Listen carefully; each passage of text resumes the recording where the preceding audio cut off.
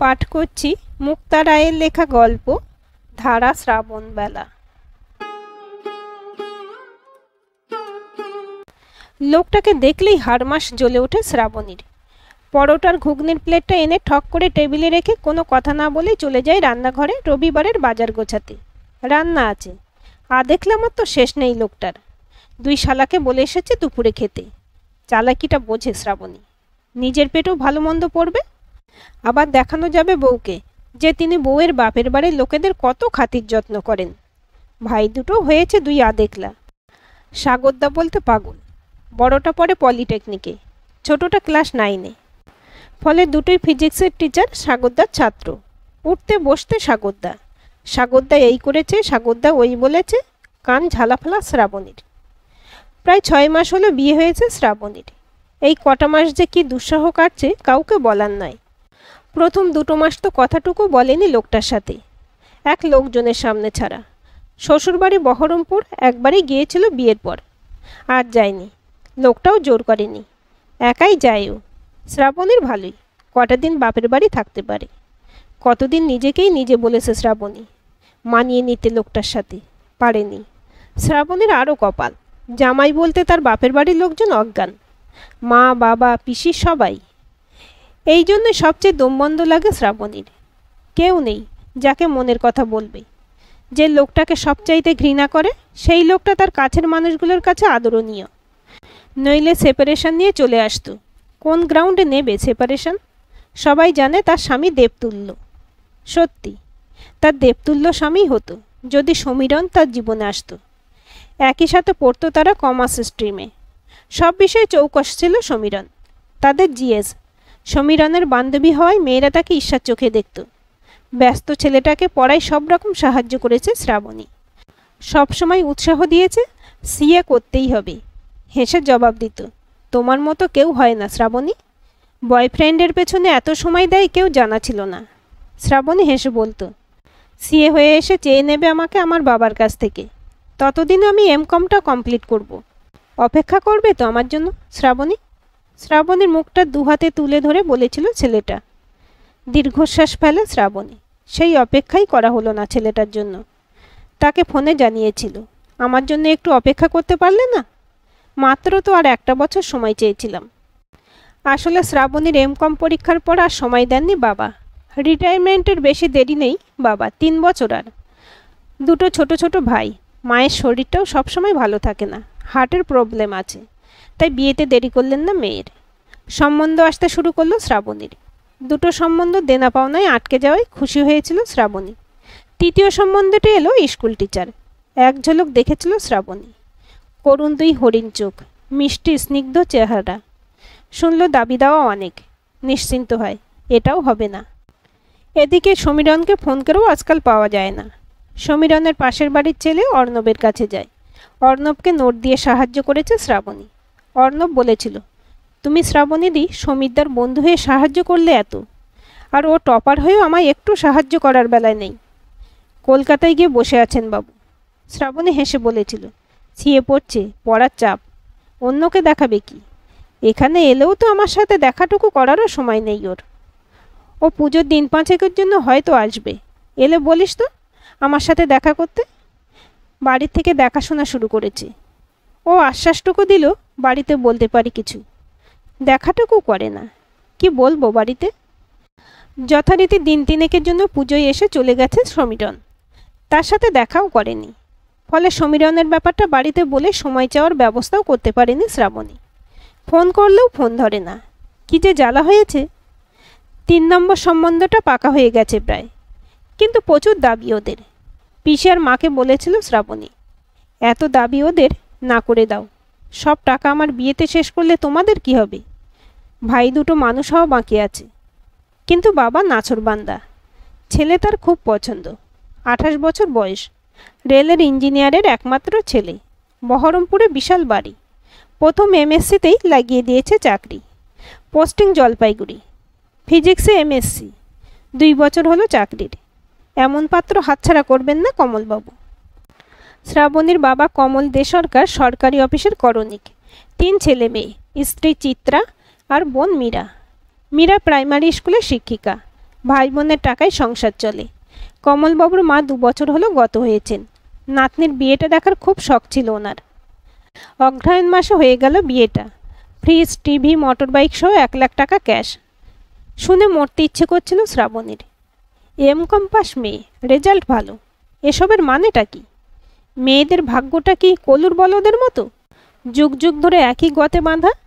তার সাথে 50 বছর আগের একটি মেয়ের কি তফাৎ? পণ দিয়ে তারও বিয়ে হয়েছে, আগেকার মেয়েদের মতন।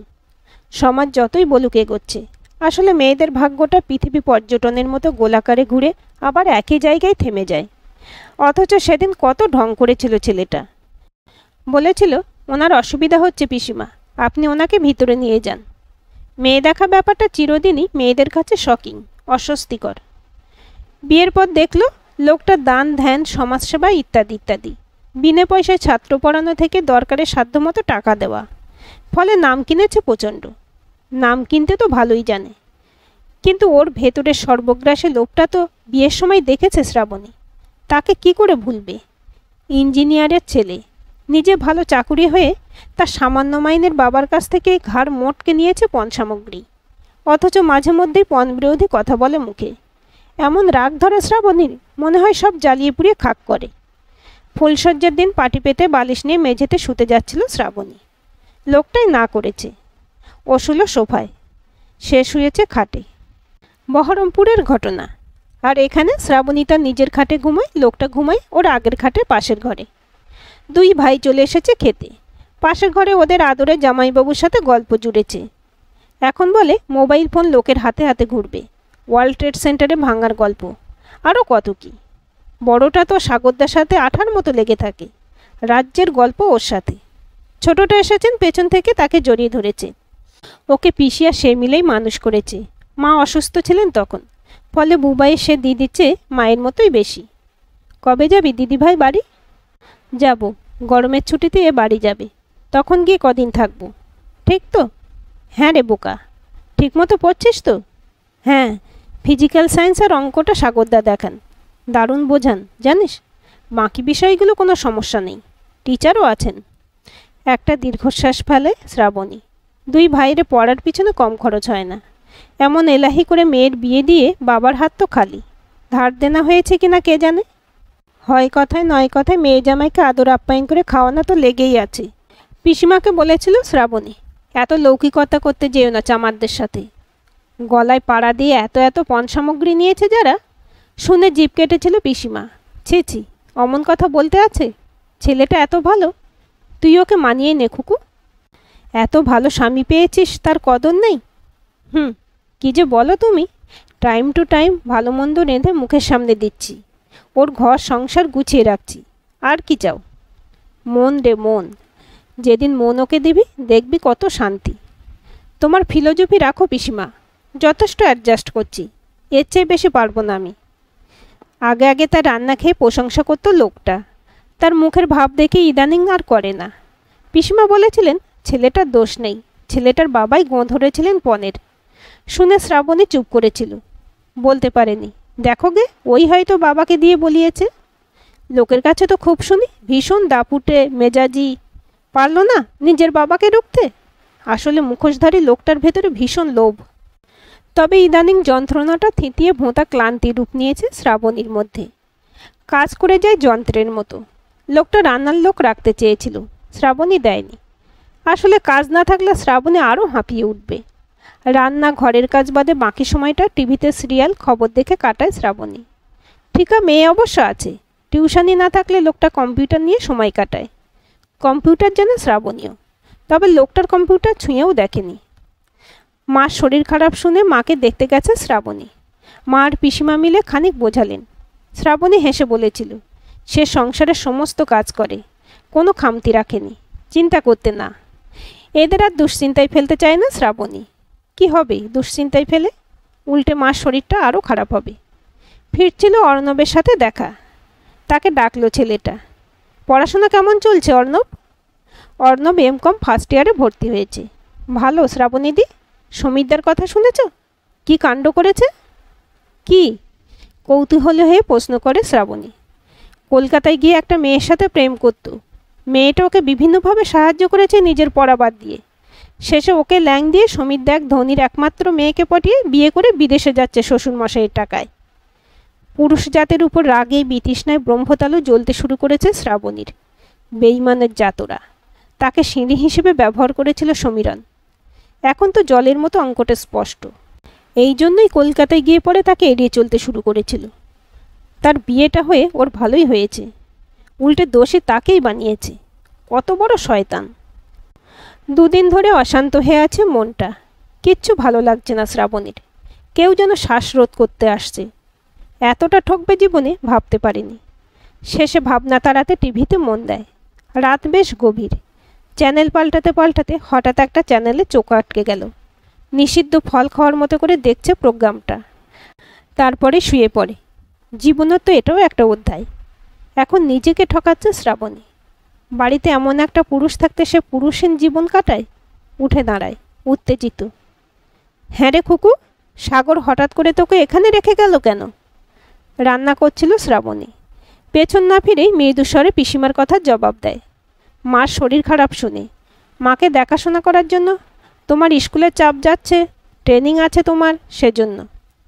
তাহলে ওকেও খেয়ে যেতে বলি। ওকে কে রেঁধে দেবে? না, স্বপ্নাদি রেঁধে দেবে। 3 দিনের তো ব্যাপার। গরমের ছুটিতে বহরমপুর যাবে। তুই যাবি না সঙ্গে? না, আমাকে এখানে থাকতে বলেছে। নাকি আর কোনো ব্যাপার হয়েছে তোদের মধ্যে? না না, কিচ্ছু হয়নি, বিশ্বাস করো। আমিও তো তেমন থাকতে পারি না তোমাদের কাছে। কদিন মা তুমি বিশ্রাম নাও, রান্নাটা আমি করব। আবার রান্নায় মন দেয় শ্রাবণী। সবাই খেয়ে স্কুল কলেজ অফিসে যাবে। লোকটা কি লবডাঙ্কা খাচ্ছে কে জানে। খেতে ভালোবাসে মানুষটা। নিঃশব্দে দীর্ঘশ্বাস ফেলে। সেই রাতের পরে একেবারে চুপ হয়ে গেছে শ্রাবণী। লোকটাকে চিনতে কোথাও যে তার ভুল হয়েছে সেটা নিশ্চিত। দুপুরের খাওয়ার পাট মিটলে মাকে ওষুধ খাইয়ে চলে আসে নিজের ঘরে। চুপ করে শুয়ে থাকে। এখানে বলতে পারেনি তার লোকটার কাছে ফিরে যাওয়ার মুখ নেই, উপায়ও নেই। বহরমপুর থেকে ফিরে ডিভোর্স পেপার রেডি করবে বলেছে। অদ্ভুত রমণীর মন।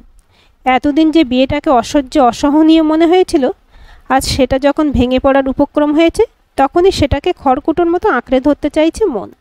যত চিন্তা করছে তত বুঝতে পারছে ভুল তার হয়েছে। পণ নিয়ে বিয়ে করলেও মানুষটা খারাপ নয়, নইলে সেরাতে ওই ঘটনা ঘটে না। ও সেই কথাগুলো তাড়াতাড়ি উঠে গিয়ে বিয়ের অ্যালবামটা নিয়ে আসে মার ঘর থেকে।